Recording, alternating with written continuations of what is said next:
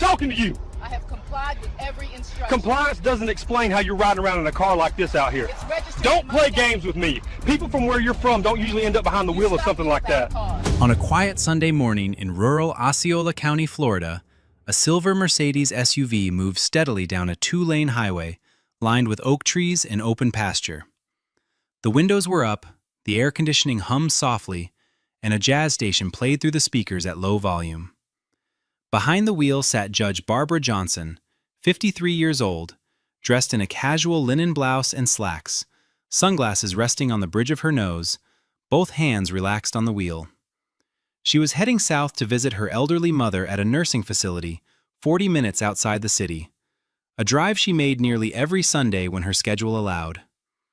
There was nothing unusual about the morning, nothing out of place, just a woman on an empty road with nowhere to be in a hurry. What most people on that highway wouldn't have known, what the man in the cruiser 200 yards behind her certainly didn't know, was that Barbara Johnson had spent the last 22 years serving as a federal judge for the Southern District of Florida.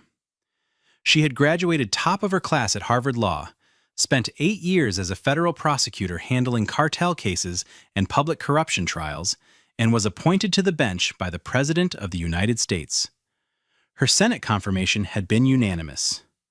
In more than 2 decades on the bench, she had presided over drug trafficking conspiracies, civil rights cases, police misconduct lawsuits, and organized crime prosecutions that had reshaped how federal law was enforced across the state. She was one of the most respected jurists in Florida and among the most senior black women in the federal judiciary. But on that road, in that moment, none of that existed. She was just a black woman driving a nice car through a county where that alone was enough to draw attention.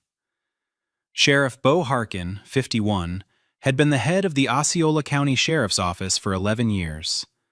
Elected 3 times, each campaign built on the same promise: law and order, no exceptions, no apologies. He was a large man with a deep tan, a pressed uniform, and a voice that carried across rooms like it was built for commands. Residents who supported him called him tough. Residents who had been on the wrong side of his authority called him something else entirely. Beneath the surface of his carefully maintained public image sat a record that should have ended his career years ago. Over the course of his tenure, 47 formal complaints had been filed against his department for racial profiling and discriminatory traffic enforcement. Black and Latino drivers were stopped at nearly 5 times the rate of white drivers on county roads. 2 years earlier, the Department of Justice had opened a preliminary inquiry into his office's practices. It was quietly settled before a federal consent decree could be imposed. Harkin called it a misunderstanding. Civil rights attorneys called it a cover-up. Every Sunday, Harkin drove his cruiser through the county personally, a habit he described to reporters as keeping eyes on my county. In practice, it meant he patrolled the same stretches of road, watched the same intersections, and made the same kind of stops he'd been making for over a decade. That morning, he was parked at a crossroads near mile marker 14 when the silver Mercedes passed him heading south. Tinted windows, clean paint, a black woman behind the wheel. Harkin ran the plates. The registration came back clean. No warrants, no flags, no reason to stop. He pulled out behind her anyway. Half a mile later, the blue and red lights flashed in her rearview mirror. Barbara checked her speed. She was doing 53 in a 55. She signaled, eased the Mercedes onto the gravel shoulder, put the car in park, and turned the jazz down. Then she did what she had done at every traffic stop since she was 16 years old, something her father had taught her long before she ever set foot in a courtroom. She rolled the window down, placed both hands on the steering wheel at 10 and 2, and waited. She didn't reach for her purse. She didn't open the glove box. She didn't move. 22 years as a federal judge, and she still followed the same survival routine every black driver in America learns before they learn how to merge onto a highway. Harkin approached the driver's side slowly, one hand resting near his belt. His body camera was active, the small red light blinking against his chest. He leaned down, looked into the car, and looked at her. He didn't ask for license and registration. Instead, he asked, "Whose car is this?" Barbara kept her hands on the wheel. "It's mine." "Where are you headed?" "To visit my mother. She's in a care facility south of here." "Where are you coming from?" "My home, in Orlando." He paused, eyes scanning the interior of the vehicle, the leather seats, the garment bag in the back, the center console. "What are you doing in this part of the county?" Barbara answered evenly, "Driving, sir." "On a public road?" Harkin didn't respond to that. He took her license and registration, which she had removed from her purse slowly and with both hands visible, and walked back to his cruiser. He sat there for over 4 minutes. When he returned, he handed the documents back without a word about their validity. Instead, he said, "Your window tint looks illegal. I'm going to need to investigate further." The tint was factory standard, installed by the dealership the day the car was purchased. It met every requirement under Florida Statute 316.2953. Barbara knew this. She also knew what was actually happening. Harkin stepped back from the window and squared his shoulders. "Step out of the vehicle." Barbara looked at him. "May I ask why?" "You don't need to ask why. I gave you a lawful order. Step out." She paused for a moment, then unfastened her seatbelt and opened the door slowly. She stepped onto the gravel shoulder in her flats, the Sunday morning sun warm on her face, and stood still beside her own car on an empty stretch of highway where she had done absolutely nothing wrong. "Put your hands on the hood," Harkin said. She placed her palms flat on the warm metal without a word. What happened next was captured in full by the body camera mounted on Harkin's chest. He began a full pat-down search, running his hands along her sides, her waist, her hips, down both legs, a complete body search conducted on a public highway on a woman who had been pulled over for nothing and whose records had come back clean. Passing cars slowed as they went by. One driver visibly turned their head. Barbara stood still, her palms flat on the hood, and spoke without turning around. "Sheriff, I want you to know that I am a federal judge for the Southern District of Florida. This stop has no legal basis. You have conducted a search without probable cause or consent. Everything happening right now is being recorded by your own body camera." Harkin let out a short laugh. The body camera captured it clearly. The sound, the smirk that followed, the slight shake of his head. "Sure you are," he said, "and I'm the Pope." He stepped back and crossed his arms. "People like you always have a story, every single time." He looked at the Mercedes, then back at her. "That car's a little too nice for somebody coming from where you're coming from, don't you think?" Barbara turned to face him. Her voice didn't waver. "You are violating my Fourth Amendment rights. I am telling you clearly and for the record. I am a sitting federal judge. And this stop, this search, and that statement you just made are all being preserved on your own equipment." Harkin stared at her for a long moment. Then he unclipped his radio from his shoulder and called for backup. Deputy Kyle Jessup, 28, arrived in a marked cruiser 6 minutes after the call.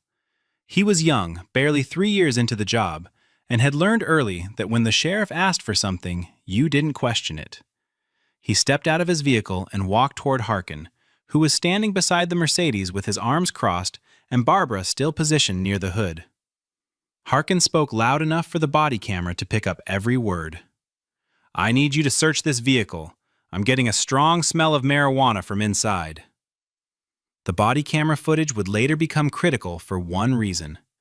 At no point during the entire encounter did Harkin lean toward the car, lower his head near the window, or make any motion consistent with smelling anything. He never sniffed. He never gestured toward the interior. He made the claim while standing 4 feet from the vehicle with his arms folded. The fabrication was not subtle. It was lazy, and it was captured in high definition from his own chest. Jessup opened the driver's side door and began searching. He went through the glove box first, pulling out the registration sleeve, an insurance card, a small pack of tissues. Then the center console, a phone charger, a pen, a packet of mints. He opened her purse on the passenger seat and went through it item by item. Wallet, keys, a small Bible with a cracked leather cover. Then he moved to the trunk. Inside was a black garment bag, zipped and neatly folded. Jessup unzipped it and stopped. Inside hung a set of federal judicial robes, pressed and clean, with an official court ID badge clipped to the hanger. Beneath the garment bag sat a leather folder containing case files stamped in red, Confidential, U.S. District Court, Southern District of Florida. Beside the folder, wrapped carefully in cloth, was a framed commendation from the Attorney General of the United States, personally inscribed to Judge Barbara Johnson for distinguished service to the federal judiciary. Jessup's face went pale. He looked at the robes, then the badge, then the commendation. He turned toward Harkin and held up the court ID without saying a word. Harkin walked over. He looked at the badge. He looked at the robes hanging from the trunk lid. He looked at the framed commendation. The body camera recorded every second of it. His expression didn't change. "Could be fake," he said. "People buy stuff like that online." Jessup stared at him. "Sheriff, this has a federal seal. This looks real." "I said it could be fake. We're not done here." What happened next would be replayed millions of times on screens across the country. Harkin walked back to where Barbara stood and told her she was being detained for further investigation. He reached for his handcuffs. Barbara looked at him and said, "You are making the worst decision of your career." He clicked the cuffs onto her wrists, one at a time, tightening them until the metal pressed into her skin. A 53-year-old federal judge now stood in handcuffs on a gravel shoulder in rural Florida, her car doors hanging open, her belongings scattered across the seats, her judicial robes draped over the open trunk for anyone passing to see. And people were passing. A white pickup truck slowed first. The driver, a man in his 40s, raised his phone and began recording through the open window. Then a red sedan behind him. Then a family in a minivan pulled onto the shoulder entirely, the mother in the passenger seat filming, while the father stepped out and stood watching from a distance, shaking his head. Harkin ignored them. He keyed his radio. "Dispatch, this is Sheriff Harkin. I have a suspicious individual on Route 15 near mile marker 14. Subject is in possession of what appear to be federal judge credentials, possibly fraudulent. Requesting verification." There was a pause on the other end. The dispatcher's voice came back carefully. "Say again, Sheriff?" Harkin repeated himself, word for word. Another pause, longer this time. Then the dispatcher spoke again, and anyone listening could hear the shift in her tone. "Sheriff, did you say federal judge credentials?" "That's correct. Send verification." The dispatcher didn't respond immediately. When she did, her voice was flat and controlled, the kind of tone a person uses when they realize they are about to witness something they cannot stop. "Copy, Sheriff. Routing to the U.S. Marshal Service now." On the side of the road, Barbara stood still in the handcuffs, her wrists already reddening, her robes catching the breeze from the open trunk. She said nothing. She didn't need to. 3 phones were recording. The body camera was running. And somewhere on the other end of a radio frequency, the people who actually understood what had just happened were already reaching for their phones. 4 minutes. That's how long it took for everything Sheriff Bo Harkin had built over 11 years to begin collapsing. Dispatch routed the verification request to the U.S. Marshals Service, the federal agency responsible for the protection of the judiciary. Deputy U.S. Marshal Samuel O'Dara pulled the file in under 90 seconds. Judge Barbara Johnson, active status, Southern District of Florida, appointed by the President, confirmed unanimously by the Senate, 22 years on the bench, security detail on file. O'Dara called Harkin's radio directly. The body camera captured every word. "Sheriff Harkin, this is Deputy U.S. Marshal Samuel O'Dara. I'm confirming that Judge Barbara Johnson is a sitting federal judge in the Southern District of Florida. Her credentials are valid and not in question." Harkin shifted his weight. He didn't respond. "Sheriff, is Judge Johnson in handcuffs right now?" Silence. The camera caught his jaw tighten. "Remove them. Immediately. Do not say another word to her. Your body camera footage is now subject to federal preservation. Nothing gets turned off, nothing gets deleted. Do you understand me? Harkin walked to where Barbara stood and unlocked the cuffs without speaking. The metal had already left red impressions around both wrists. She brought her hands forward and rubbed the marks slowly, pressing her thumbs into the grooves left on her skin. She didn't say a word. She didn't look at him. Behind her, 3 bystanders were still recording. The woman in the minivan held her phone steady with both hands. The man in the pickup hadn't moved. A teenager in the back seat of the red sedan had already typed a caption and was uploading the footage before Harkin had even returned the cuffs to his belt. The silence on that roadside said everything. Then Harkin tried to recover. His posture changed. His voice changed. The body camera recorded the shift in real time, as if someone had flipped a switch inside him. "Ma'am, I want you to know I was just doing my job. Standard procedure. Anyone in my position would have done the same. No disrespect intended." Barbara turned and looked at him for the first time since the cuffs came off. She didn't raise her voice. She stood exactly where she was, wrists still red, blouse creased from the pat-down, and spoke with the kind of quiet precision that comes from decades of hearing every excuse the law has ever produced. In 22 years on the federal bench, I have heard those exact words hundreds of times. I was just doing my job. Anyone would have done the same. She paused. Not once has it been true. Harkin's mouth opened, but nothing came out.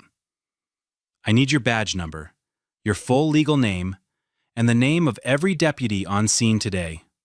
I will not be filing a complaint, Sheriff. I will be filing a federal lawsuit. Do you understand the difference?" He didn't answer. Jessup, standing near the cruiser, looked at the ground. Barbara walked to her vehicle.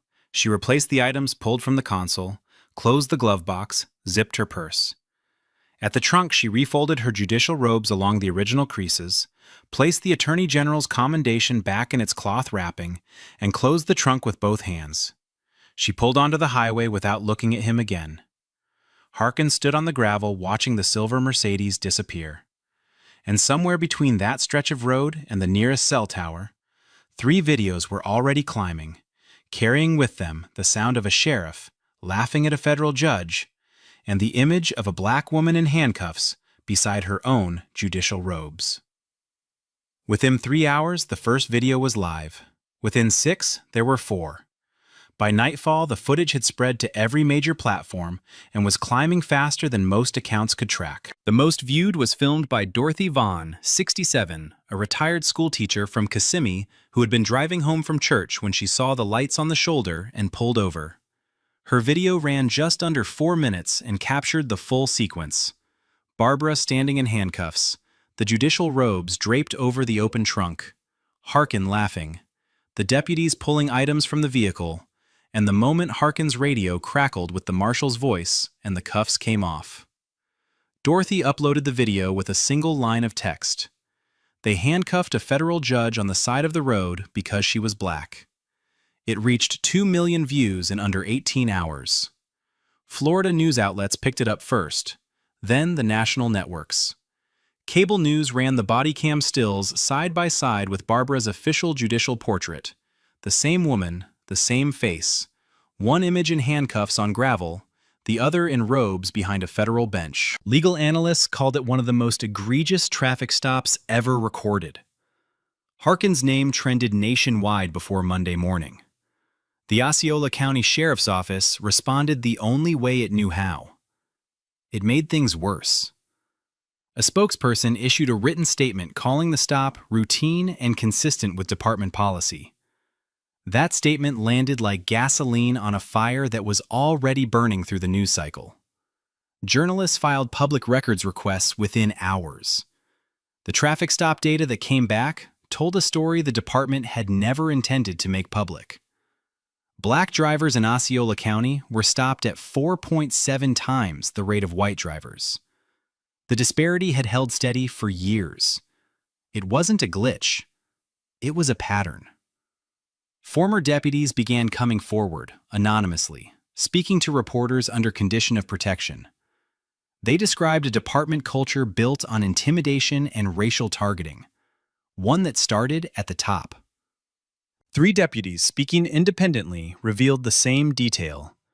Harkin had a phrase he repeated in briefings before Sunday patrol shifts. "Let them know who runs the road." One former deputy told a reporter that the phrase wasn't a joke. It was an instruction. And everyone in the department understood exactly what it meant and exactly who it was directed at. Internal Affairs opened a formal investigation. Harkin refused to cooperate. He released a statement of his own through a personal attorney, calling the investigation a political witch hunt, driven by media hysteria and anti-law enforcement bias. He expressed no regret. He offered no apology. He mentioned Barbara Johnson by name 0 times. The federal response came fast and it came heavy. Within 5 days of the videos going viral, the U.S. Department of Justice announced a formal pattern or practice investigation into the Osceola County Sheriff's Office under Section 14,141 of the Violent Crime Control Act. It was the same statute used to dismantle corrupt police departments across the country. The announcement made national news before lunch. FBI agents arrived in the county seat by the end of the week. They set up in a rented office space 2 blocks from the courthouse and began pulling everything. Traffic stop records, dispatch logs, body camera archives going back 5 years, personnel files, complaint histories, training bulletins. They interviewed current deputies, former deputies, dispatchers, administrative staff, and civilians who had filed complaints that went nowhere.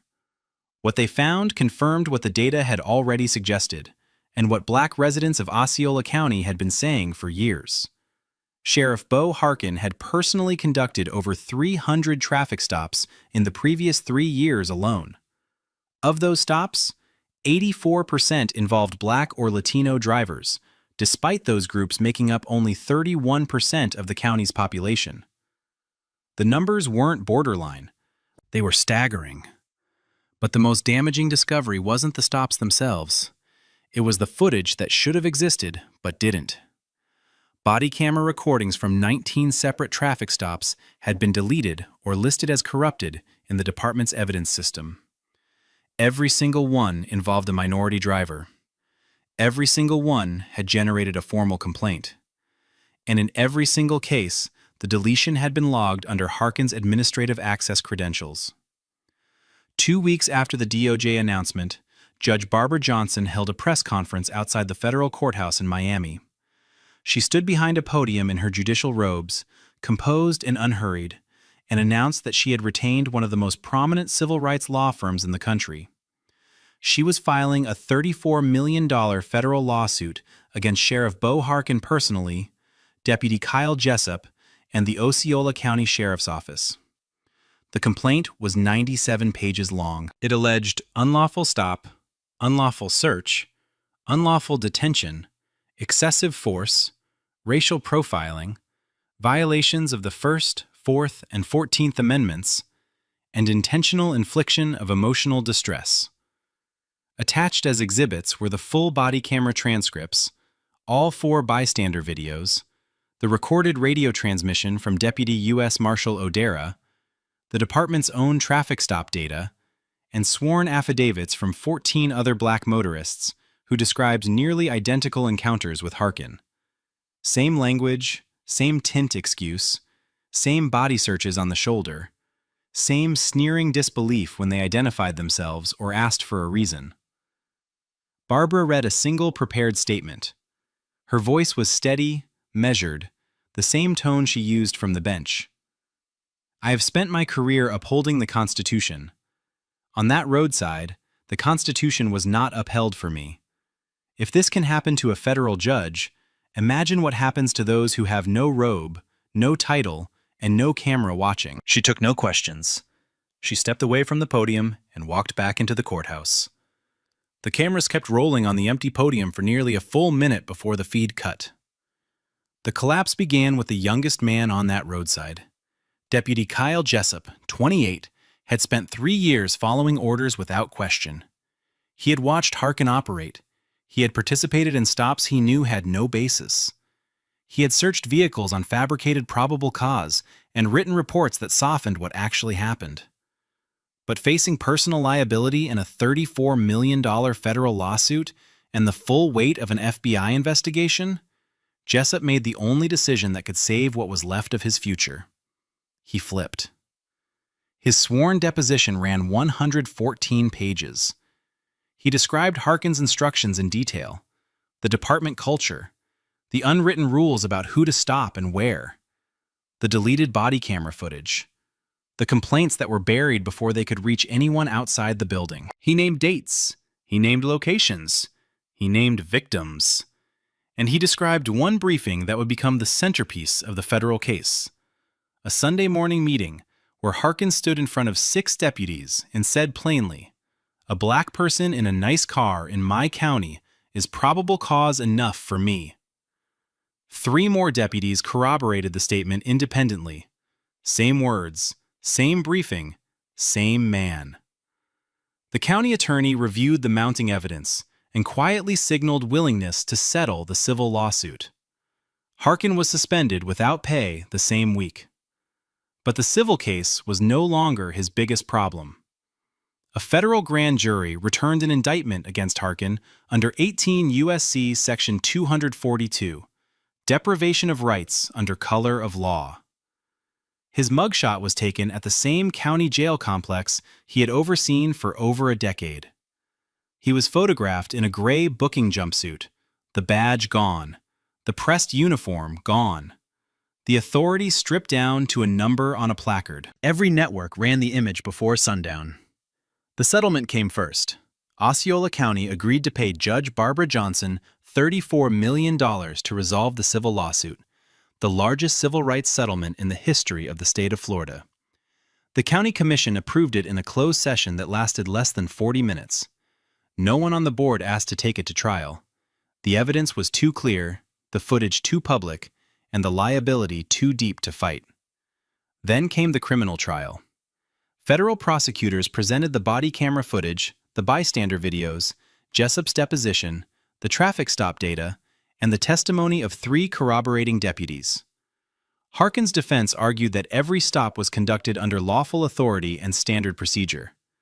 The jury deliberated for less than 5 hours, guilty on 4 counts of deprivation of rights under color of law. Harkin was sentenced to 6 years in federal prison. The judge who handed down the sentence noted that the defendant had used the power of his office not to protect the public, but to target members of it based on race, and had done so systematically over more than a decade. Jessup received a reduced sentence of 18 months in exchange for his cooperation. He would serve his time at a minimum security facility and be barred from law enforcement for life. The Osceola County Sheriff's Office entered a federal consent decree, the very outcome Harkin had avoided 2 years earlier through a quiet settlement. This time, there would be no quiet resolution.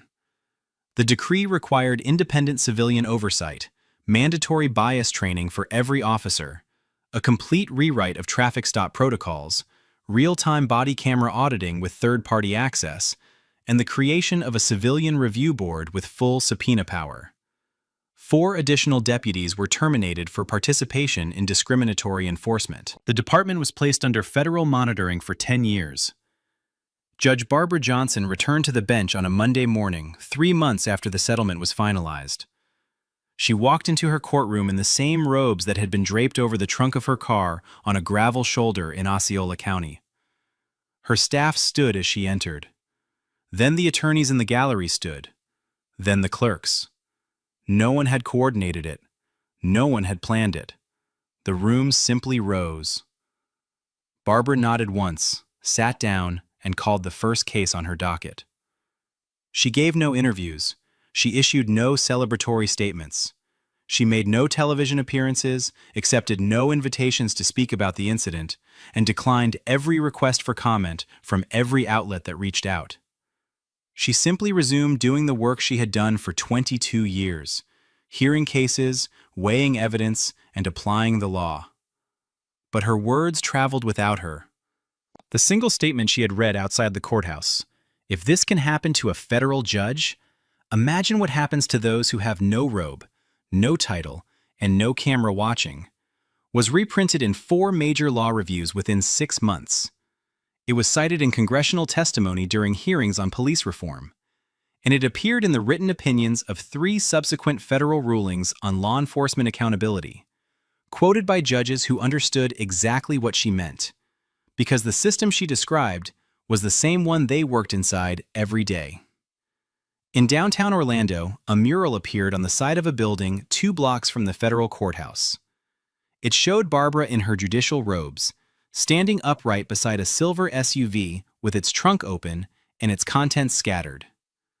Under the image, one line in block letters read, "The law does not bow to a badge." No one claims credit for the mural.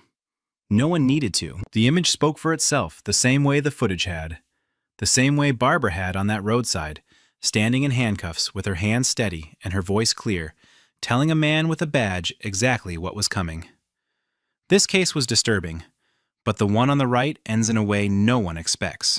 Stop talking and show me your papers. I am a federal judge. You have no probable cause. A judge out here buying fruit? Yes, and you're violating federal law. You don't look like someone who belongs anywhere near a bench.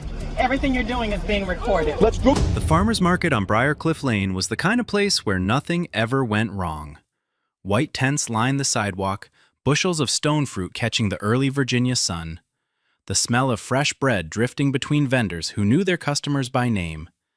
It was 9:15 on a Saturday morning, and federal judge Nadine Achebe Coleman was doing what she did almost every weekend, buying peaches. She was 54 years old, appointed to the federal bench by the President of the United States, confirmed by the Senate with bipartisan support, and had spent the last 11 years presiding over some of the most complex civil rights and constitutional cases in the Fourth Circuit. She had written opinions cited by the Supreme Court. She had been shortlisted twice for elevation to the appellate bench. Legal scholars described her as one of the sharpest judicial minds of her generation. But that Saturday morning, none of that mattered. She wasn't wearing her robe. She wasn't sitting behind the bench in her courtroom. She was wearing a linen blouse, sunglasses pushed up on her head, a canvas tote bag slung over one shoulder, standing in front of a fruit stand and squeezing peaches to check for ripeness, the way her mother had taught her decades ago. She was relaxed. She was unguarded. She was smiling at the vendor, making small talk about the weather and whether the white peaches were better this year than last. She had no idea that 40 feet away, parked in an unmarked black SUV with tinted windows on the opposite side of the street, 2 ICE agents were watching her, and they had already decided, before she had spoken a single word, before she had done a single thing wrong, that she did not belong there. The man behind the wheel of the SUV was Bryce Kessler, 42 years old, 16 years with Immigration and Customs Enforcement, and a reputation that depended entirely on who you asked. His supervisors called him aggressive but effective. His colleagues called him old school, the same dangerous euphemism that always meant the same thing. The communities he patrolled had a different word for him entirely. Kessler had built his career on what the agency internally referred to as street pickups, approaching individuals in public spaces, demanding documentation, and detaining anyone who hesitated or couldn't immediately prove their immigration status. On paper, it looked like proactive enforcement. In practice, it was racial profiling so consistent it could have been a written policy. 7 formal complaints had been filed against Kessler over the past 5 years. Every single one from Black or Latino individuals who had been stopped in affluent neighborhoods, questioned without cause, and in several cases, detained for hours before being released without charges. Every single complaint had been reviewed by Internal Affairs. Every single one had been dismissed. Kessler had learned the same lesson that every officer like him eventually learned, that as long as nobody important was watching, the system would protect him. His partner that morning was Dominic Peretti, 36, 5 years on the job, and the kind of agent who had long ago stopped thinking for himself. Peretti had never once questioned one of Kessler's stops, never filed a dissenting report, never raised a concern about the pattern that was obvious to anyone paying attention. They were supposedly running a routine sweep that morning, looking for an undocumented male suspect connected to a workplace visa violation 3 counties away. The suspect was described as male, mid-20s, 5'7". Nadine Achebe Coleman was female, 54 years old, 5'9", and alone at a farmer's market buying fruit. She matched nothing on any warrant, nothing in any database, nothing on any bulletin. But Kessler watched her anyway, because in his mind, a black woman in an upscale Virginia neighborhood was reason enough. Kessler opened the driver's side door and stepped out onto the pavement with the kind of deliberate, unhurried confidence that came from years of knowing nobody had ever held him accountable for anything.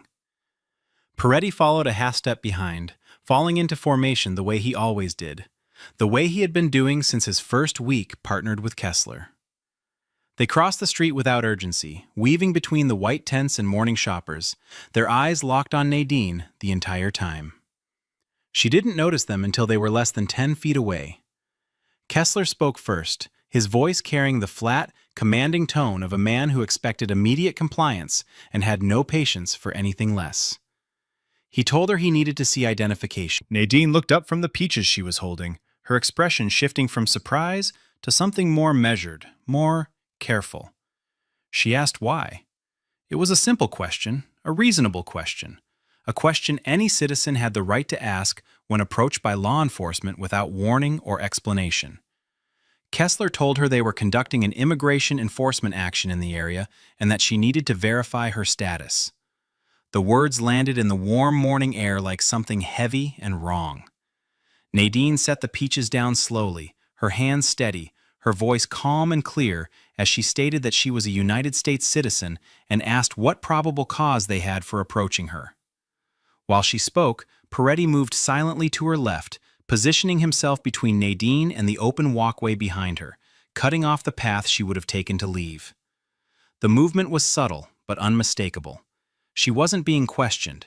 She was being boxed in. Goldie Hartwell, the 71-year-old woman who ran the peach stand and had known Nadine as a Saturday morning regular for over 3 years, stood frozen behind her table, her weathered hands still resting on a crate of fruit, her eyes wide with confusion and the beginnings of fear. Other shoppers had started to notice. A couple pushing a stroller slowed. A man carrying a bag of tomatoes stopped mid-step. The atmosphere at the market was shifting, the easy Saturday warmth giving way to something tense and electric. Kessler's expression changed the moment Nadine asked about probable cause. His jaw tightened, his posture squared. He was not accustomed to being questioned, and he was especially not accustomed to being questioned by a black woman who spoke with the kind of authority that made his own sound small. Nadine told them clearly and without hesitation that she was under no legal obligation to produce immigration documents, that she was a natural-born United States citizen, and that she was a sitting federal judge. She said the words calmly but firmly, enunciating every syllable with the precision of someone who had spent over a decade choosing her words from the bench and understood exactly how much weight they carried. For a moment, the air between them seemed to hold still. Then Kessler laughed. Not a nervous laugh, not an uncertain laugh, an open, dismissive laugh that carried across the market stalls and made at least 3 nearby shoppers turn their heads. He looked at Peretti and said loud enough for everyone within earshot to hear, "They all say something like that." The contempt in his voice was total. The assumption behind it was clear.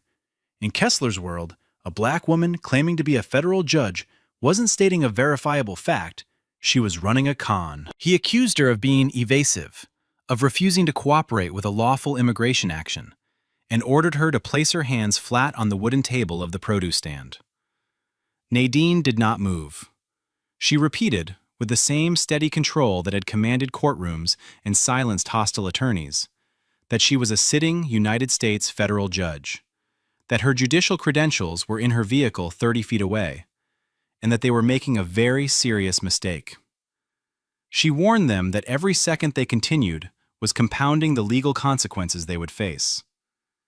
Kessler didn't hesitate. His hand shot forward, gripping Nadine's left arm just above the elbow, and in one brutal motion, he twisted it behind her back with enough force to send a jolt of pain through her shoulder.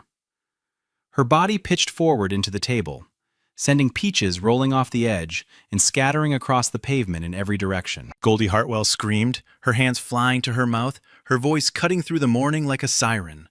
Shoppers froze. A mother pulled her child behind her, and 15 feet away, retired Marine Colonel Warren Osei, 67, a decorated veteran who had served 3 combat tours and recognized injustice the way only someone who had fought for this country could, raised his phone and began recording. His hands were steady. His angle was clear. Kessler's body camera was already rolling, the red light blinking on his chest, capturing every frame of what he was doing from his own perspective. So was Peretti's. 3 recordings, 3 angles, every second of what came next preserved in a clarity that no lie, no report, no internal investigation would ever be able to erase. Kessler drove Nadine forward and down onto the folding table with both hands. The legs buckled instantly. Nadine hit the asphalt hard, her sunglasses flying off and shattering on the pavement. Peaches crushed beneath the collapsed table, inches from her face. Her left wrist, already twisted, wrenched at an angle that sent pain radiating from her fingers to her shoulder. Before she could take a full breath, Peretti was on her, pulling her arms together and cinching a plastic zip tie around both wrists with mechanical efficiency. Kessler stepped back and keyed his radio, his voice flat and professional, completely detached from the violence he had just committed. He reported a non-compliant subject resisting an immigration hold and requested transport to the field processing facility. Every word was a lie. Nadine had not resisted. She had answered every question. She had repeatedly offered to provide identification that would have resolved the entire encounter in seconds. But Kessler's radio call was already building the false record designed to justify everything he had done. Nadine lay on the ground, her cheek pressed to warm asphalt, her voice shaking but controlled with a discipline forged across decades on the bench. She stated her full name, her title, her court. She told them her judicial credentials were in her car 30 feet away. Kessler looked down at her and said 5 words his body camera captured with perfect clarity. "We'll sort that out at the facility." Around them, at least 7 people had their phones raised and recording. A woman near the bread vendor was crying, her 2 young children pressed against her legs.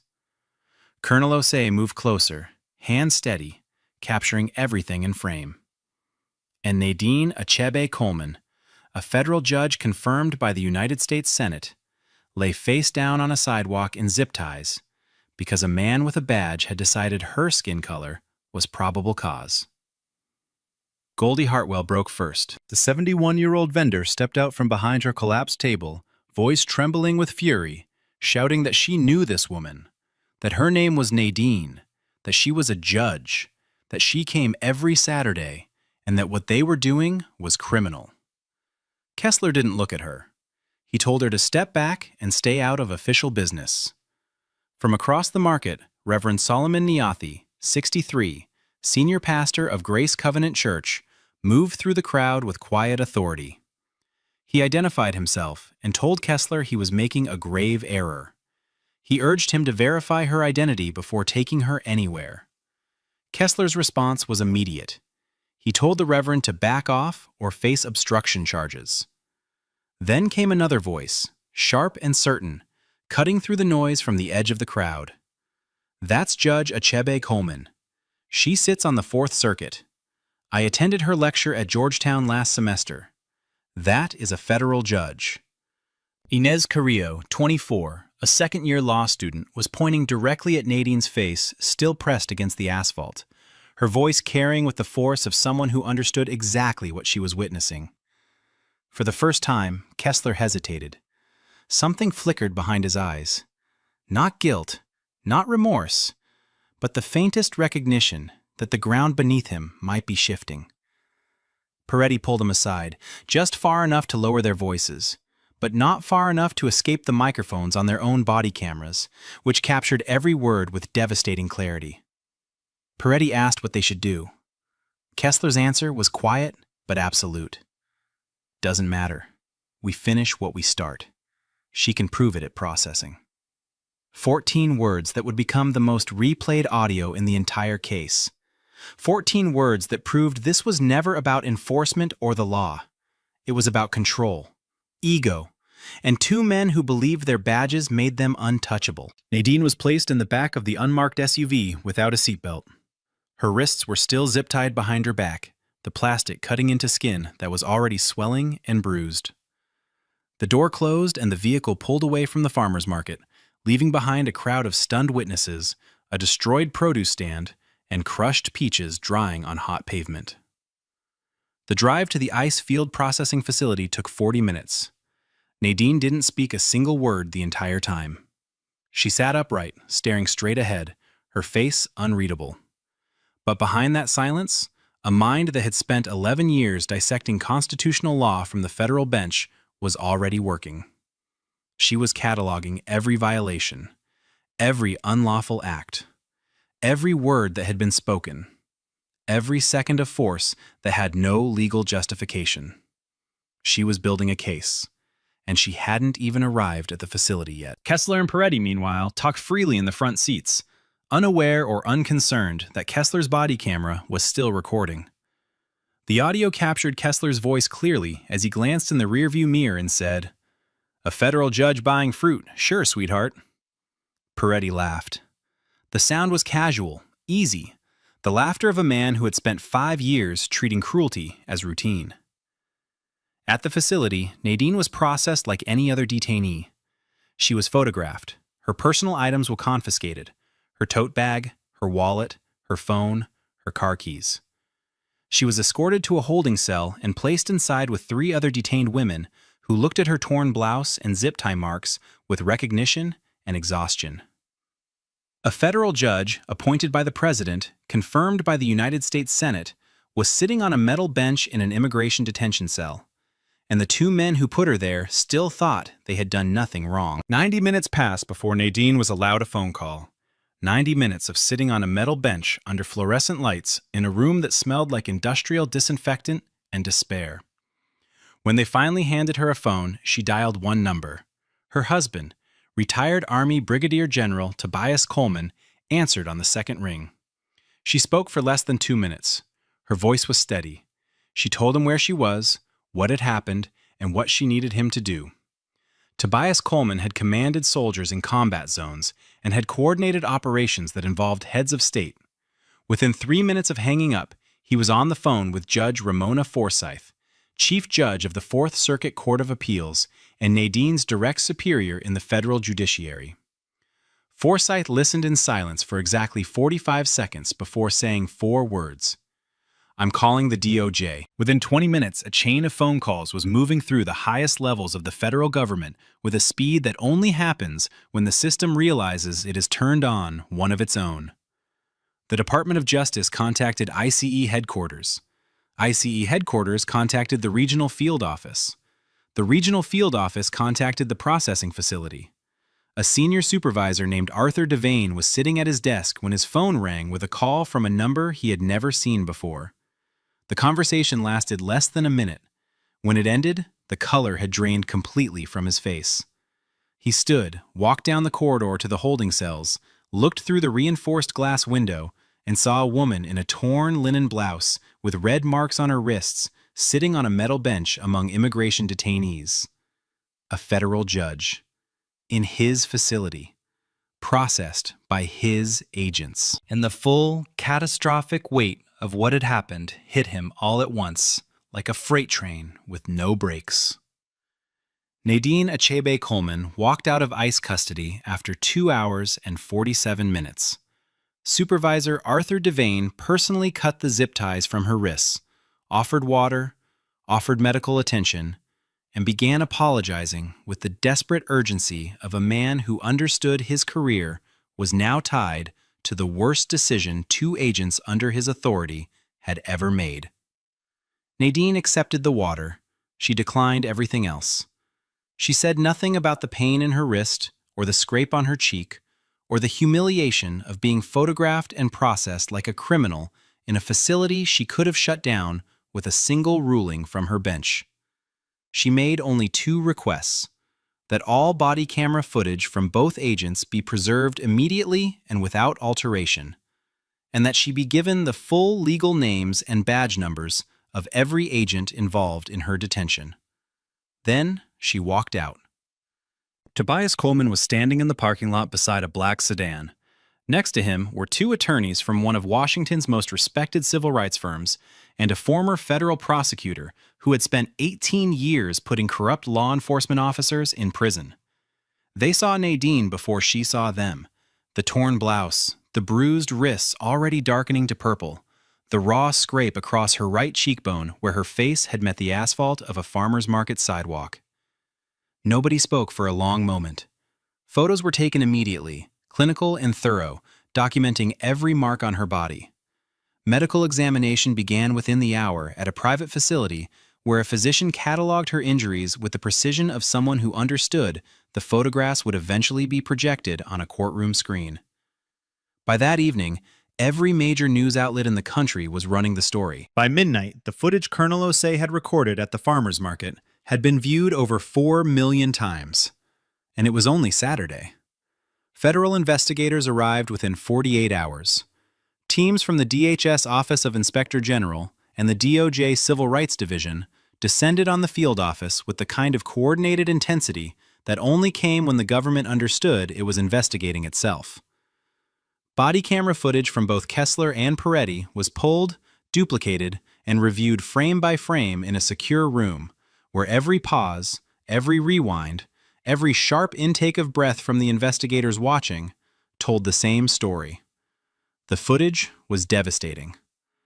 Colonel Osei's phone recording was collected and synchronized with the body cam angles, creating a three-perspective reconstruction that left no moment unaccounted for and no lie survivable.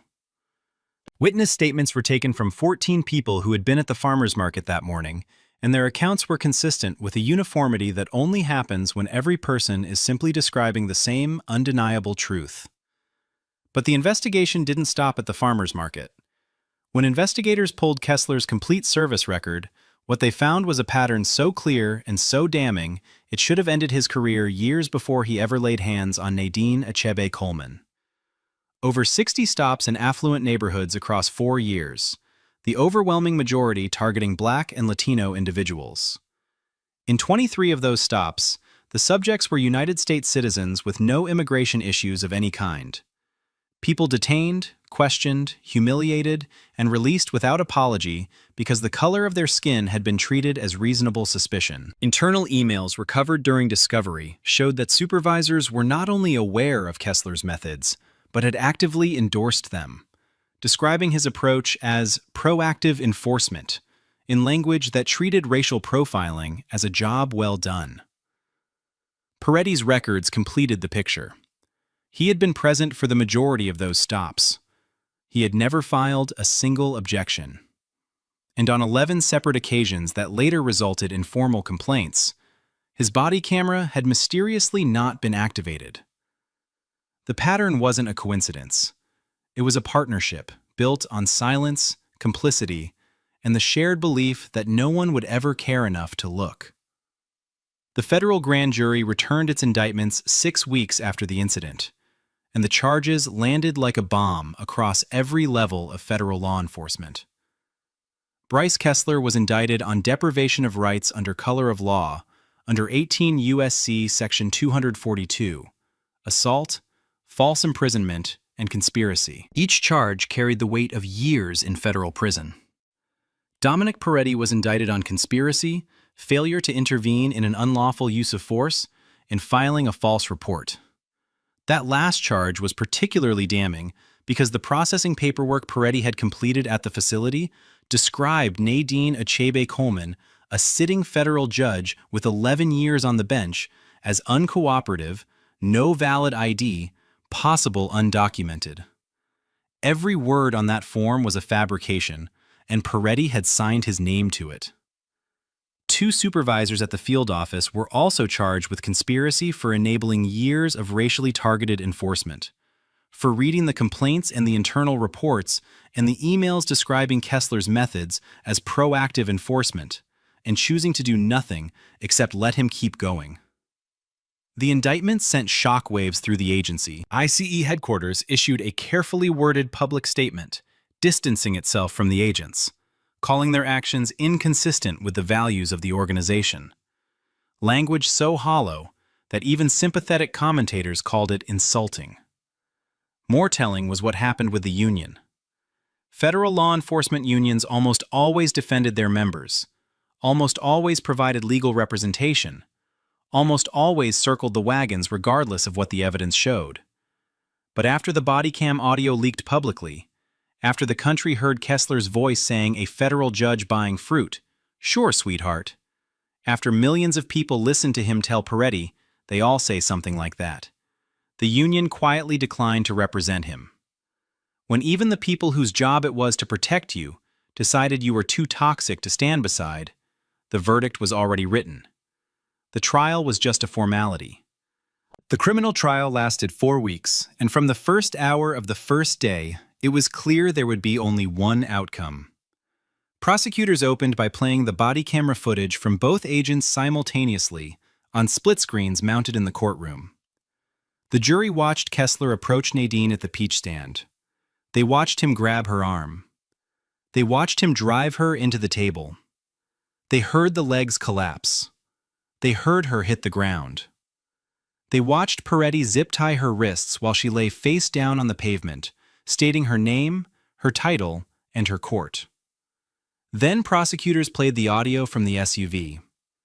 The courtroom was silent as Kessler's voice filled the room. A federal judge buying fruit. "Sure, sweetheart." And then Peretti's laugh. Colonel Osai took the stand and his phone footage was played alongside the body cam angles, creating a synchronized three-perspective reconstruction that left the jury watching the same assault from every direction, with no place for their eyes to escape what had happened.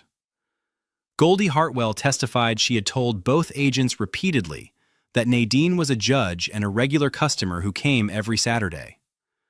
Inez Carrillo testified she had identified Nadine by full name and court from the edge of the crowd. Expert witnesses testified that no probable cause existed, that no active warrant matched Nadine's description, and that the agents had no lawful authority to detain her under any statute. Then Kessler took the stand. His attorney put him there believing he could project the calm professionalism of a veteran agent following procedure. It was a catastrophic miscalculation. Under cross-examination, Kessler could not name the suspect he had supposedly been looking for that morning. He could not explain why he had targeted a 54-year-old woman when the bulletin described a male in his mid-20s. He could not justify the force used against a cooperative subject. He stumbled. He contradicted his own report. He contradicted the body cam footage playing on the screen behind him. The jury deliberated for less than 5 hours. Guilty on all counts for Kessler. Guilty on all counts for Peretti. Neither man showed emotion as the verdicts were read, but Kessler's hands were shaking. The sentencing hearing was standing room only. Every seat in the gallery was filled. Reporters lined the back wall. Federal officials sat in the front row. And when Judge Nadine Achebe Coleman stood to read her victim impact statement, the courtroom went so quiet you could hear the scratch of the court reporter's keys. She spoke for 7 minutes. She described what it felt like to be thrown face first onto pavement by agents of the same government she had sworn an oath to serve. She described the sound of the zip tie clicking tight around her wrists. She described Kessler's voice in the SUV, the casual cruelty of a man who found her dignity amusing. She described the holding cell, the metal bench, the fluorescent lights, the silence of 3 other women who looked at her bruises and said nothing because they had learned that speaking changed nothing. She described coming home that evening and watching her 2 adult children see the scrape on her face and the purple bruises circling her wrists. She described her daughter's expression, the shock, the anger, the grief of realizing that her mother's robe and title and lifetime of service could not protect her from the thing they had always feared. Then Nadine looked directly at Kessler and spoke the words that would be quoted in every newspaper in the country the following morning. "I have spent my career upholding the Constitution." That morning, 2 men in badges decided the Constitution did not apply to me because of the color of my skin. The judge presiding over the sentencing held nothing back. He called Kessler's actions a stain on every officer who serves honorably, and a betrayal of the oath that should mean something. Kessler was sentenced to 7 years in federal prison. Peretti received 4. The 2 supervisors who had enabled years of racially targeted enforcement received 2 and 3 years respectively. Kessler's law enforcement certification was permanently revoked. He would never carry a badge again. The civil suit was filed in federal court against Kessler, Peretti, both supervisors, the field office, and the Department of Homeland Security itself. Nadine's legal team laid out the full scope of what had been done to her with the kind of meticulous, devastating precision that left no corner of the agency untouched.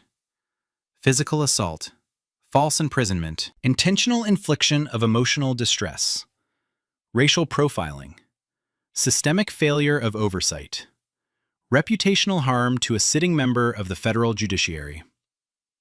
Each claim was supported by body camera footage, witness testimony, medical records, and the processing paperwork that Peretti had signed, describing a federal judge as possible undocumented.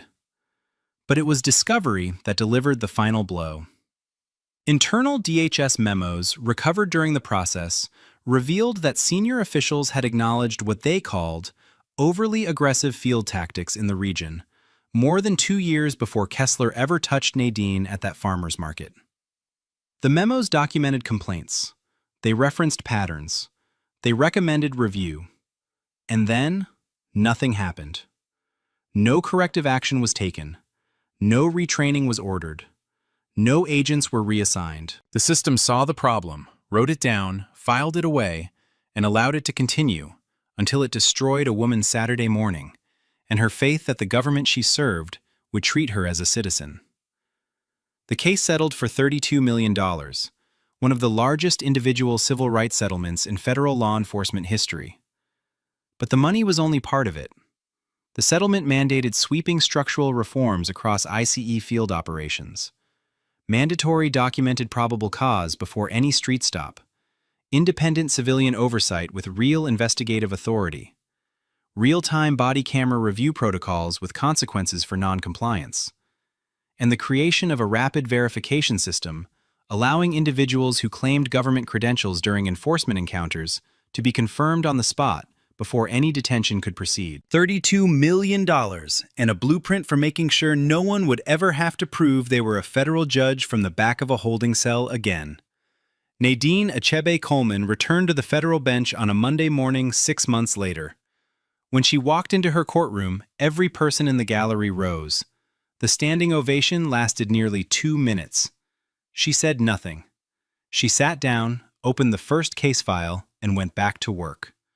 She used a portion of her settlement to establish the Coleman Achebe Justice Initiative, a foundation providing free legal defense to victims of unlawful immigration enforcement who didn't have a title or attorneys waiting in a parking lot. People who were zip-tied and never made the news. People who disappeared into facilities and had no voice loud enough to make the system care. Colonel Osei's footage became part of mandatory federal training materials distributed to law enforcement agencies nationwide. Every new ICE agent would watch that video during orientation and be told the 2 men who did it were serving federal sentences. Goldie Hartwell returned to her stand with a hand-painted sign, "All are welcome here." Kessler served his sentence in a federal facility where his former profession made him a permanent target. He never apologized. He never acknowledged wrongdoing. He maintained until the end that the system had turned on him for political reasons. Peretti wrote a letter to Nadine from prison. She received it. She never opened it. The following summer, on a Saturday morning almost exactly 1 year later, Nadine walked through the same farmer's market on Briarcliff Lane. Linen blouse, sunglasses, canvas tote. She stopped at Goldie's stand, squeezed the peaches the way her mother taught her, and bought a bag. Nobody stopped her. Nobody questioned whether she belonged. For every case like this where power, evidence, and courage converge, there are thousands where they don't. But each one that ends in accountability makes the next one harder to ignore. And somewhere in Virginia, A federal judge is buying peaches on a Saturday morning. Uninterrupted. The way it always should have been.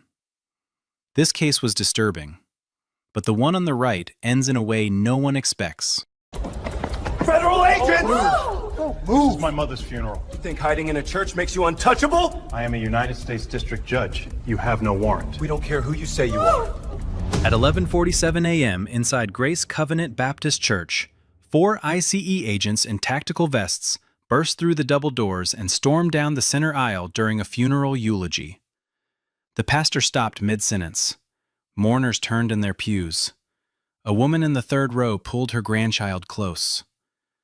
The agents moved in formation, boots heavy on the worn hardwood, past the flower arrangements, past the framed photographs on easels, past 200 people dressed in black who had come to say goodbye to a 79-year-old woman named Estelle Drayton. They didn't stop until they reached the front pew, where a black man in a dark suit stood with one hand resting on the open casket. His mother's casket. The lead agent grabbed him by the shoulder and spun him around. "Federal agents, don't move!" The man didn't resist. He didn't raise his voice. He said, "This is a funeral." It didn't matter. 2 agents forced his arms behind his back while a third drove him forward. His knees hit the floor first, then his chest, then the side of his face, pressed flat against the hardwood between the first and second pews. The sound echoed through the sanctuary. His 82-year-old aunt screamed from 3 rows back and collapsed into the arms of the woman beside her. His teenage niece stood frozen, mouth open, tears already falling. The pastor rushed forward. "Stop this! This is a house of God! Stop this right now!" No one stopped. The agents cuffed him on the floor of his mother's church, 6 feet from her body, while 200 mourners watched and a live stream camera recorded every second. The man on the ground was Federal Judge Nathaniel Drayton, a sitting judge on the United States District Court for the Eastern District of Virginia.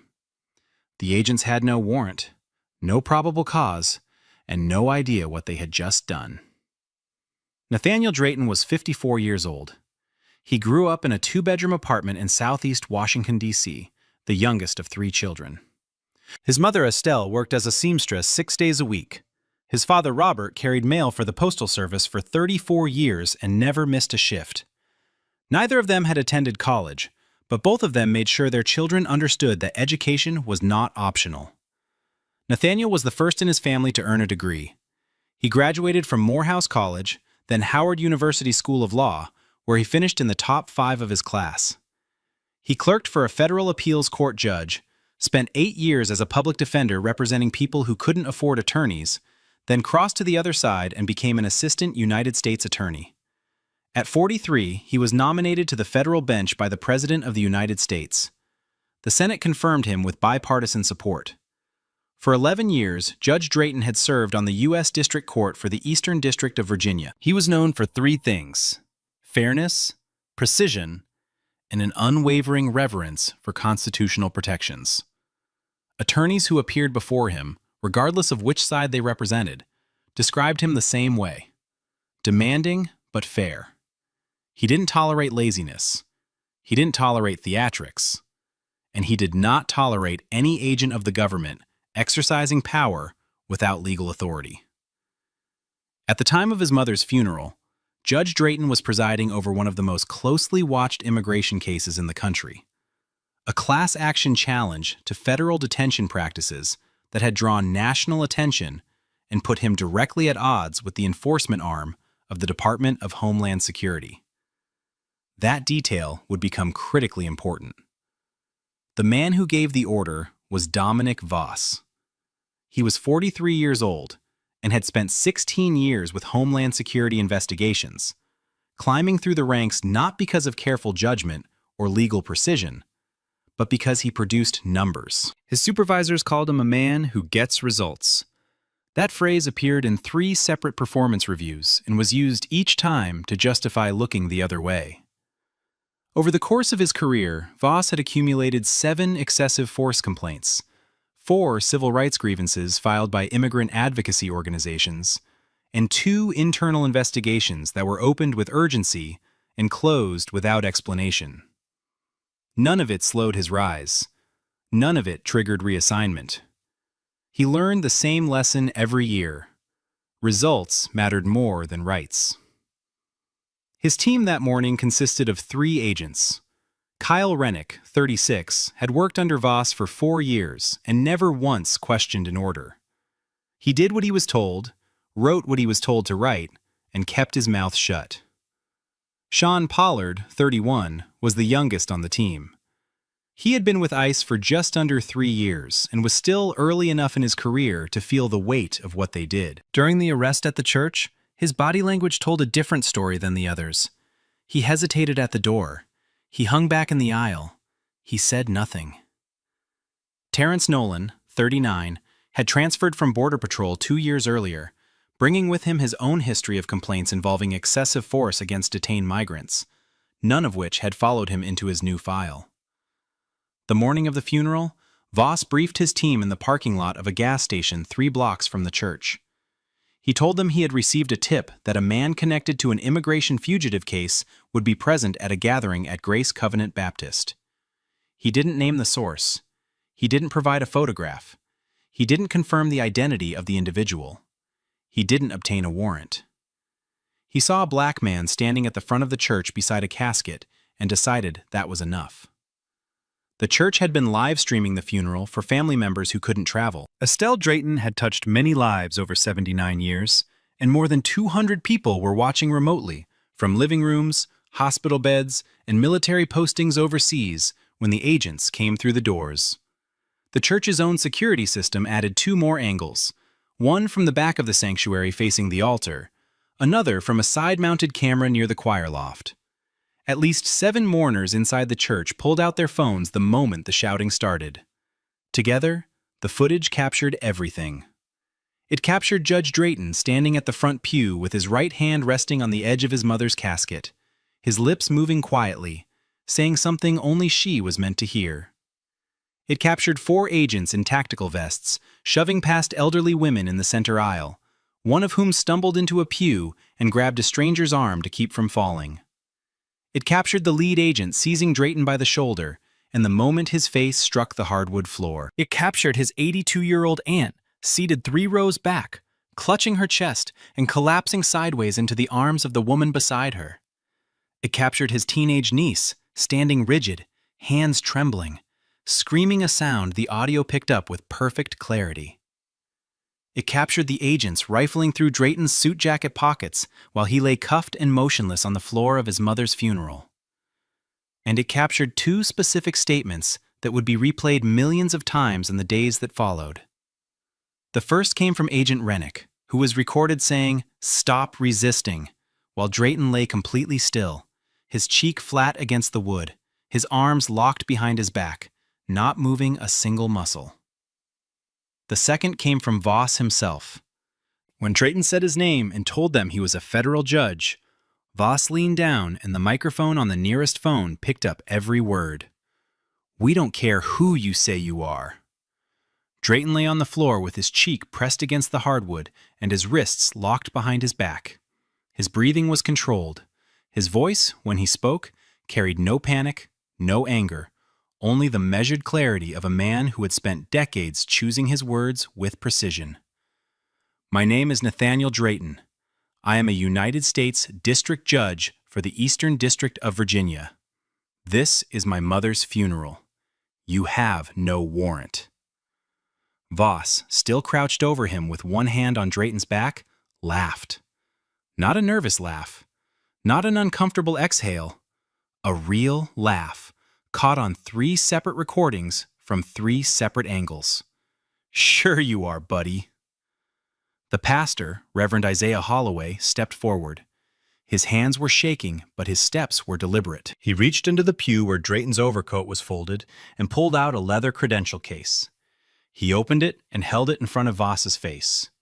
The camera from the choir loft captured the moment perfectly. Voss's eyes moved to the ID.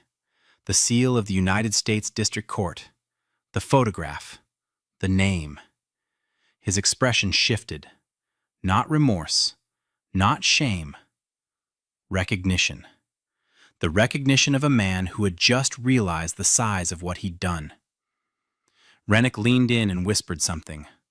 Pollard took a full step backward, his face draining of color.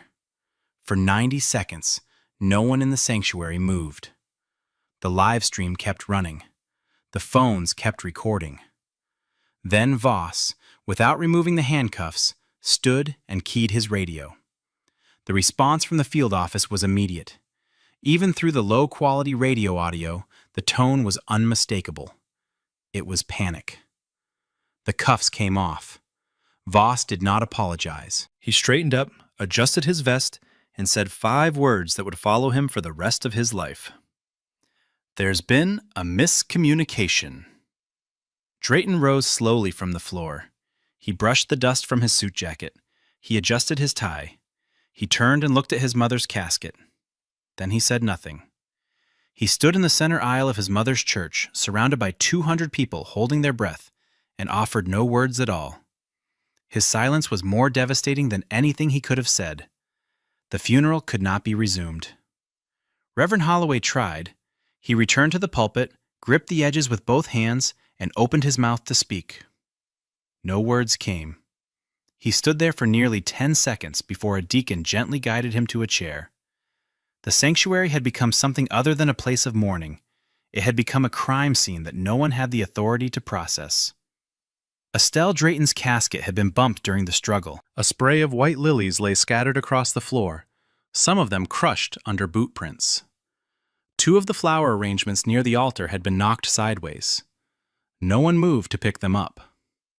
Drayton's Aunt Vivian, 82, was carried out through the side entrance by 2 relatives and a church usher. She was clutching her chest and struggling to breathe. An ambulance was called. She would spend the next 2 days in the cardiac unit at Riverside Memorial, diagnosed with stress-induced angina triggered by the shock of watching her nephew forced to the ground beside her sister's body. Drayton's niece, 16, sat in the second pew with her face buried in her hands, her shoulders shaking. She had not stopped crying since the agents came through the doors. No one could reach her. Drayton's older sister Colleen stood near the side aisle and spoke through tears to a group of mourners that included 2 retired judges, 3 attorneys, a city council member, and the principal of the elementary school Estelle had volunteered at for 20 years. Our mother spent her whole life telling us the system would protect us. She believed that. She made us believe it. And they came into her church and put her son on the floor next to her casket. They desecrated her funeral. Drayton himself sat in the front pew. His suit was wrinkled where the cuffs had pulled the fabric. A small abrasion marked the left side of his face where it had struck the floor. He stared straight ahead at the casket. At his feet were the pages of the eulogy he had written. They had fallen from his jacket pocket during the arrest and been stepped on. He reached down slowly, picked them up one by one, folded them carefully, and placed them in his breast pocket. He never read them aloud. Estelle Drayton was buried later that afternoon in a private graveside service attended only by immediate family. There was no eulogy, there were no remarks. There was only silence and the sound of dirt hitting the lid of a casket that should have been honored inside the church where her son was put on the floor. Within 90 minutes, the footage was everywhere. The first clip to spread came from the church live stream itself. A family member watching from a military base in Germany had screen recorded the moment the agents entered the sanctuary and posted it with a single line. "They just arrested my uncle at my grandmother's funeral." The post was shared 4,000 times in the first 20 minutes. By the time the second and third clips surfaced, pulled from mourners' phones and uploaded with shaking hands and raw captions, the story had already crossed the threshold from incident to national crisis. The footage showed everything in sequence. A man in a dark suit standing beside his mother's open casket. Agents in tactical vests shoving through a church aisle. That same man face down on the hardwood floor, cuffed, motionless, while someone off camera screamed. When the detail emerged that the man on the ground was not just a grieving son, but a sitting United States District Judge, the outrage did not simply grow, it detonated. Legal communities across the country responded within hours. the Chief Judge of the Eastern District of Virginia released a rare public statement calling the arrest an unconscionable violation of judicial independence and basic human dignity. The National Bar Association issued a formal demand for an immediate federal investigation. The NAACP Legal Defense Fund called it one of the most disturbing abuses of federal power caught on camera in modern history. 3 separate congressional offices contacted the Department of Homeland Security before sundown, demanding a full briefing. By evening, cable news led every broadcast with the footage. The images played on loop. The casket. The floor. The cuffs. The flowers scattered across the hardwood. The headline wrote itself, and every network ran a version of the same words. ICE agents arrest black federal judge at mother's funeral without a warrant. By midnight, the footage had been viewed over 12 million times, and it was still climbing. That same evening, the Immigration and Customs Enforcement Public Affairs Office released a 4-paragraph statement. It called the incident a case of mistaken identity that occurred during a lawful enforcement action. It stated that the agents involved were acting on credible intelligence and had followed established protocols consistent with agency guidelines.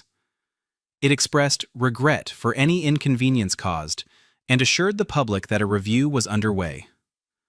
Every material claim in the statement would later be proven false. The credible intelligence was a single anonymous phone call placed to the field office tip line.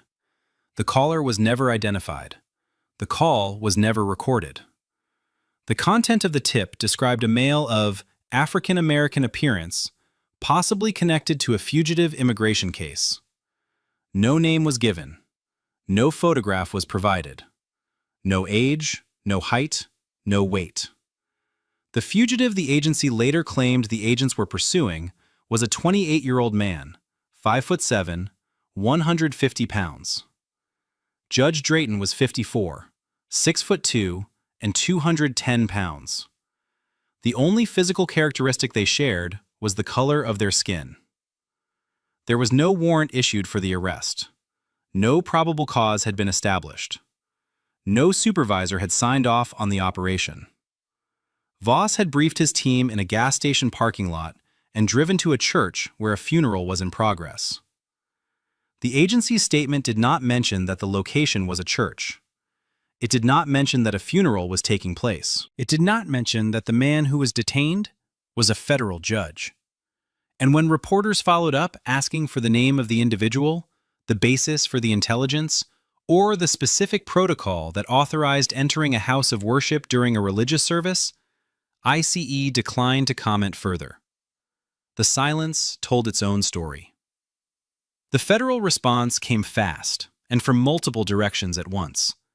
Within 48 hours, the Department of Justice's Office of Professional Responsibility opened a formal investigation into the conduct of all 4 agents. The Inspector General's office launched a parallel review of the field office that had authorized the operation. FBI agents from the Civil Rights Division were assigned to examine whether the arrest constituted a criminal violation of Judge Drayton's constitutional rights under color of law. But it was the United States Marshals Service that responded with the most visible anger. Federal marshals are responsible for the protection of the federal judiciary. Their mandate is to ensure that judges can carry out their duties free from intimidation, interference, and threat. The arrest of a sitting judge without a warrant inside a church during his mother's funeral represented a direct violation of everything the Marshals Service existed to prevent. Their public statement was unusually blunt. The warrantless arrest of a United States district judge constitutes a direct threat to the independence and safety of the federal judiciary. The U.S. Marshals Service takes this matter with the utmost seriousness and is cooperating fully with all ongoing investigations. Congress moved within the same window. The chairman of the Senate Judiciary Committee demanded a classified briefing from the Department of Homeland Security. 3 members of the House called publicly for the agents to face criminal charges. A 4th introduced a resolution condemning the arrest and calling for an independent review of ICE enforcement actions at houses of worship. Inside ICE headquarters, the atmosphere had shifted from damage control to institutional survival. Internal emails, later obtained through Freedom of Information Act requests, revealed senior officials scrambling to manage what they already knew could not be managed. One email, sent from a deputy director to the agency's chief counsel at 9:47 p.m. on the night of the arrest, read, "This is the worst-case scenario. A sitting judge, at a funeral, on live stream. There is no good version of this story." No one replied to that email. There was nothing to say. Investigators from the FBI and the Inspector General's office interviewed all 4 agents separately over the following week. Each agent was questioned in a closed room without the others present and asked to provide a detailed account of the planning, execution, and justification for the arrest. Their stories fell apart almost immediately. On the most basic question, who gave the order to enter the church, the answers diverged. Voss said the decision was made collectively, based on the intelligence briefing. Rennick said Voss gave a direct verbal order in the vehicle. Nolan said Rennick confirmed the go-ahead. Pollard said no one explicitly said go, that Voss simply opened his door and the rest followed. On the question of whether they identified themselves as federal agents before making physical contact with Drayton, Voss claimed they did. Rennick said he believed Voss announced himself at the door. The footage from 4 separate recordings showed no announcement of any kind. On the question of resistance, Voss stated that Drayton had been non-compliant and physically aggressive, and had attempted to pull away. Every second of video evidence showed the exact opposite. Drayton had not moved. He had not raised his voice. He had not tensed his body. He had stood still, spoken calmly, and been taken to the floor without provocation. Rennick, asked whether he heard Drayton identify himself as a federal judge, said he had not. 3 separate audio recordings placed him 4 feet away at the moment Drayton said his full name and title. The microphones picked up Rennick's breathing. He was close enough to hear every word. Pollard broke first.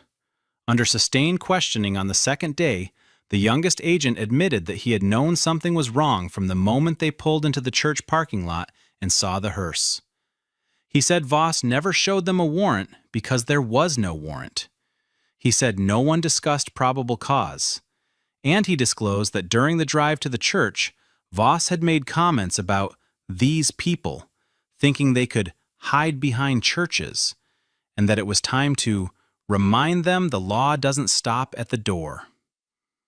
Nolan's interview uncovered a separate problem entirely. Investigators discovered he had been involved in 2 prior warrantless arrests during his time with Border Patrol, neither of which had been reported or reviewed.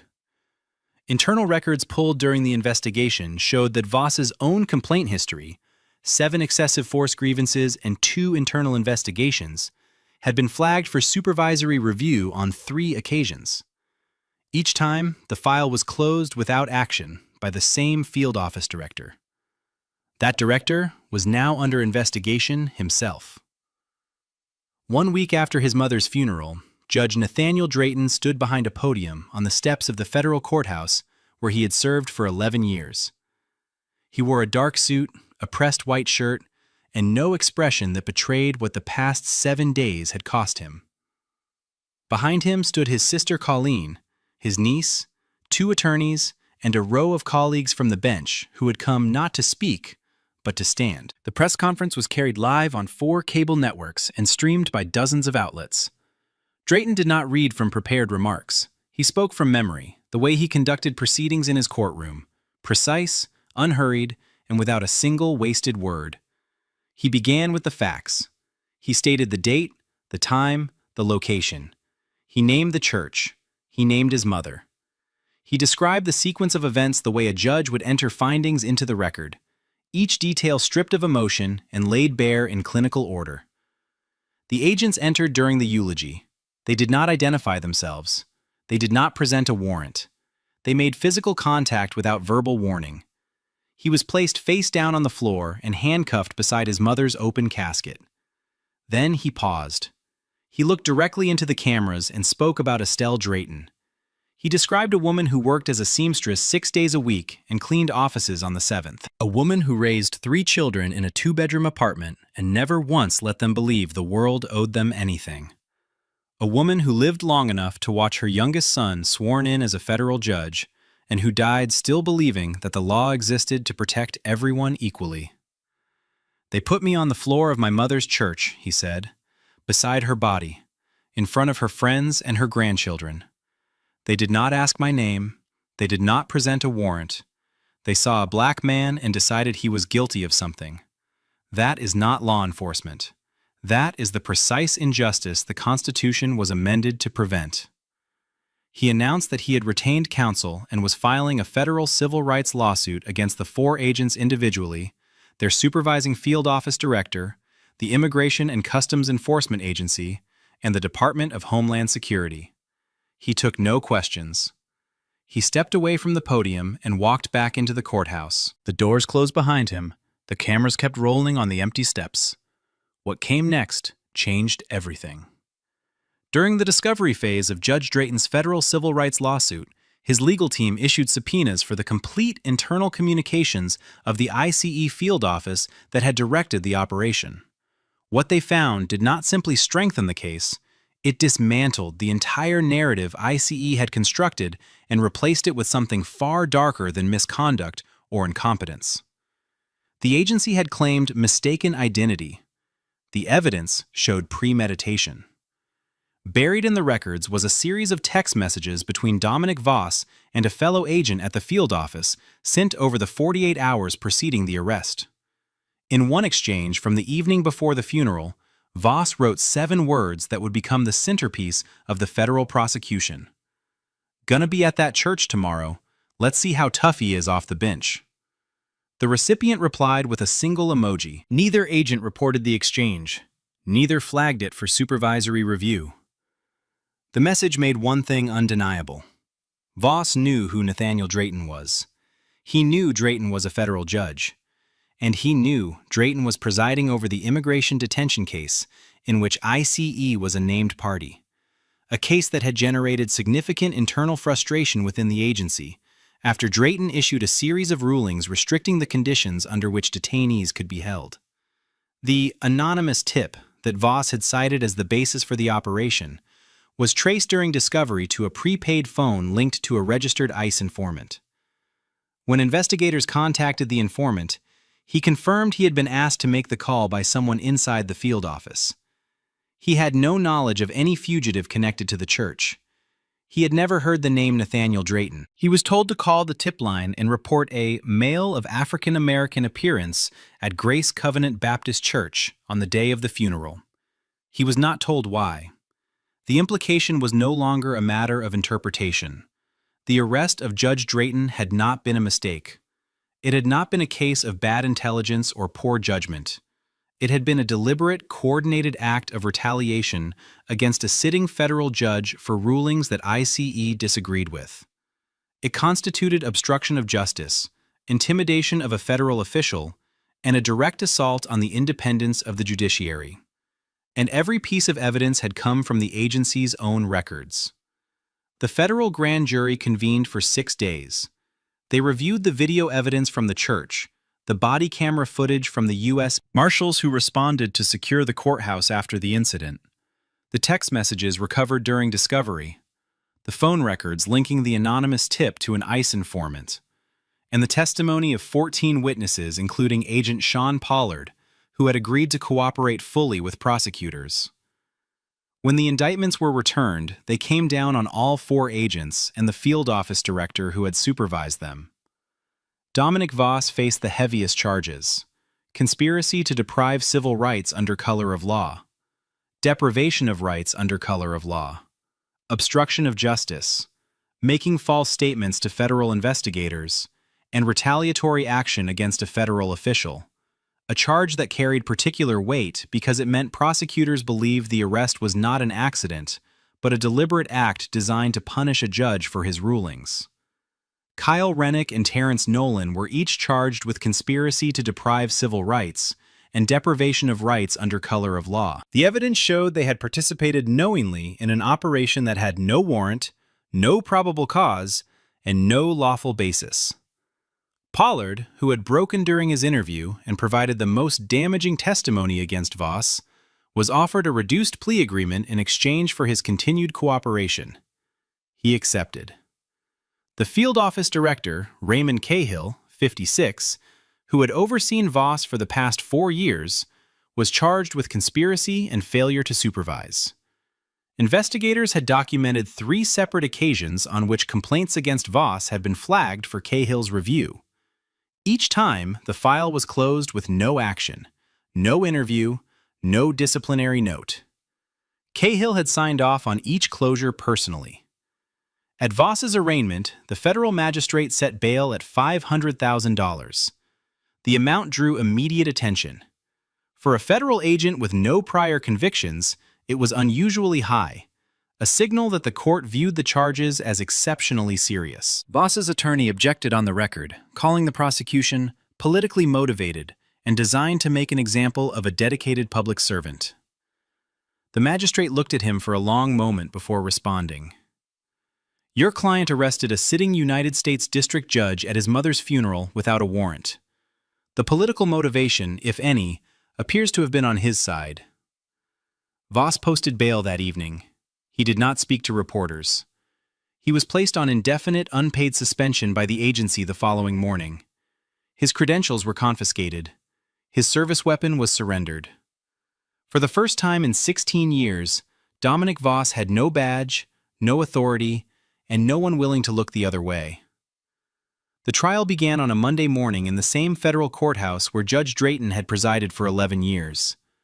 A different judge had been assigned to the case, brought in from the Western District to avoid any conflict. The courtroom was full before the doors opened. Prosecutors began with the footage. The live stream recording played on 2 large monitors positioned so that every juror, every spectator, and every defendant in the room could see it clearly. The video ran for 4 minutes and 38 seconds. It began with the church doors opening and ended with Voss saying, "There's been a miscommunication." 3 jurors visibly reacted during the first minute. One covered her mouth, another looked away and then forced herself to look back. A third stared straight at Voss, seated at the defense table, and did not look away for the rest of the playback. Over 4 weeks, prosecutors called 31 witnesses. Mourners described what they saw and heard inside the sanctuary.